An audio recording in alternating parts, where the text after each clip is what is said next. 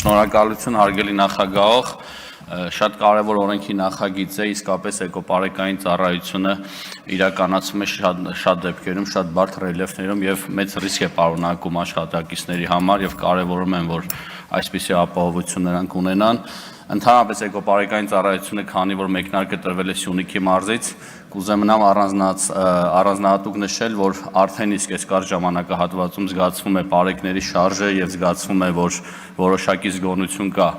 իրավախախտների կողմից եւ էկոպարեկային ծառայությունը ուզում եմ առանձնացնել 3 կարևոր կոմպոնենտներով, ինչպես եւ հանձնաժողովի նիստի ժամանակ նշեցի։ Առաջինը բարձր աշխատավարձն է իհարկե, նախկինում շատ ավելի ցածր են ստացել անտառի պահապանները, ովքեր այդ ծառայությունը իրականացրել են, երկրորդը տեխնիկապես հագեցվածությունն է, էկոպարեկային ծառայությունը շատ լուրջ տեխնիկապես հագեցված է իր կազմով եւ անտառներում շատ լուրջ ծառայություն իրականացնելու եւ էկոպարեկային ծառայություն կարևորում է նաեւ կադրային ճիշտ քաղաքականությունը, որ դրված է այնպիսի սանդղակ պաշտոնավարման, որ կոնկրետ պրոֆեսիոնալ մասնագետներ են հիմնականում ընդունվել աշխատանքի եւ ես կարծում եմ, որ այս ծառայությունը